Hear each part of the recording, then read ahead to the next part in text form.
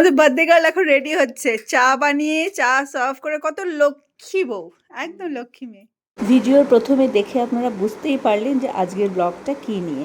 আসলে শেলির বার্থডে ছিল গত কয়েকদিন আগে, মানে 16th মে শেলির বার্থডে ছিল। তবে সেদিন আমাদের একটা অনুষ্ঠান থাকায় আমরা ওর বার্থডেটা সেলিব্রেট করতে পারিনি। তো আমরা সবাই বন্ধুরা মিলে ওর কাছে গিয়েছিলাম ওকে সারপ্রাইজ দিতে। সারপ্রাইজ না, পরে আমরা ওকে বলেই দিয়েছিলাম যে আমরা যাব, যেমনটা আমরা প্রতিটা বন্ধুর বাড়িতেই যাই জন্মদিনে। দেখি একবার বার্থডে গার্লকে দেখাই। হ্যাঁ, লিপস্টিক লাগাইনি, বার্থডে গার্ল এখনো সাজুগুজু করেনি।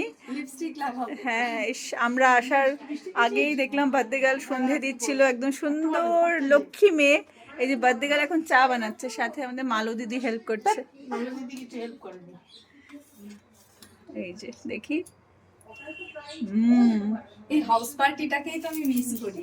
হ্যাঁ, চালাতে পারছি না, ফ্যান চালাই দেবো তারা। ঘেমে ঠেমে একাকার বার্থডে গার্ল। আগের থেকেই বললাম যে আমরা চাটা করি, তুমি সাজুগুজু করো। আমি বেলে দিচ্ছি, আমার ভালো লাগে। দাঁড়াও, নিবেশা হয়নি। এই বলে হয়নি শুভ্রা, একটু না। চায়ের সামনে আমি আর মালো কেন দাঁড়িয়ে আছি জানেন? আসলে শেলি দুধ চাটা একটু কমই খায়, বলতে গেলে খাই না। আর ওদের বাড়িতে ম্যাক্সিমামই ব্ল্যাক টি হয়, তো সেক্ষেত্রে দুধ চা হয়তো একটু কম বানাতে হয়। তো যাই হোক, ও ভাবছিল যে যেহেতু আমরা দুধ চা প্রেমী আর আমাদের প্রায় দুধ চা বানাতে হয়, তো ও জাস্ট আমাদেরকে বলছিল যে চাটা হয়েছে কিনা। তবে বিশ্বাস করুন, এত ভালো চা বানিয়েছিল শেলি যে মন ভরে গেছে চাটা খেয়ে, ভীষণ ভালো ছিল। তবে এই সব কিছু করতে গিয়ে ও একদম রেডি হচ্ছিল না। রেডি বলতে ওর সেভাবে তো রেডি হওয়ার প্রয়োজনই নেই, তার কারণ ও ভীষণ মিষ্টি, ওর হাসিটাই এত সুন্দর। তো আমরা জাস্ট একটু বলছিলাম যে একটু লিপস্টিক লাগিয়ে একটুখানি জুয়েলারি পরে জাস্ট রেডি হতে, তাছাড়া তো এমনি রেডিই ছিল। আমাদের বার্থডে গার্ল এখন রেডি হচ্ছে, চা বানিয়ে চা সার্ভ করে। কত লক্ষ্মী বউ, একদম লক্ষ্মী মেয়ে।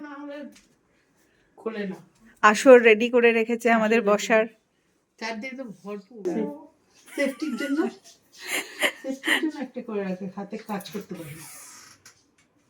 আমাদের বার্থডে গার্ল এমনি এত সুন্দর, তারপরে জাস্ট বলে না একটা টিপ, একটু লিপস্টিক, ও সুন্দরী। একটু কাজল, একটু কাজল, হ্যাঁ। এবার চলছে গিফট দেওয়া নেওয়ার পালা।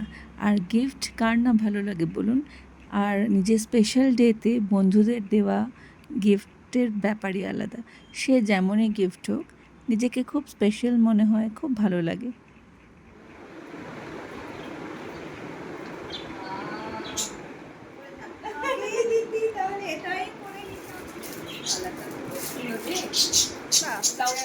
কালারটাও খুব সুন্দর হয়েছে। বাড়িতে অনেক তো আছে, আর ওকে যাও কালার করতে, এইগুলো বলবি না। আমাদের আড্ডাটা এতটাই জমে উঠেছিল যে বাইরের ঘরে বসে আমাদের হচ্ছিল না। আমরা চলে এসেছি এবার সোজা শেলির বেডরুমে। আর শেলিও এখানে ভীষণ সুন্দর করে গুছিয়ে রেখেছিল, আমাদের বসার জায়গা রেডি করে রেখেছিল।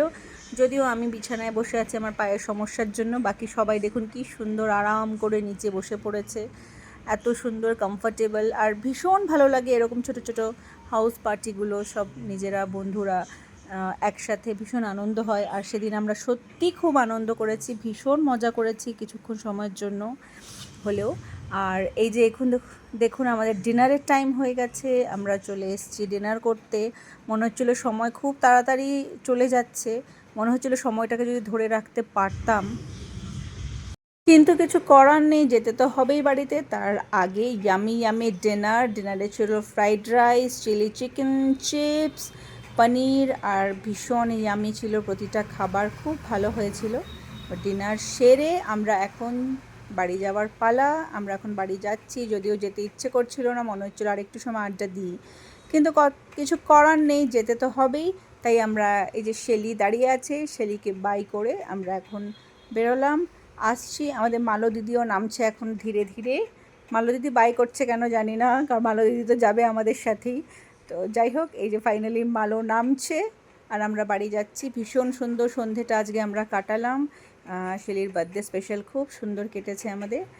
যাই হোক, আশা করি আপনাদের আজকের ব্লগটি ভালো লেগেছে। যদি ভালো লেগে থাকে তাহলে কমেন্টের মাধ্যমে অবশ্যই জানাবেন। সবাই খুব ভালো থাকবেন, সুস্থ থাকবেন। আজ আসছি, আবারও দেখা হবে অন্য কোনো ভিডিওতে। Bye bye.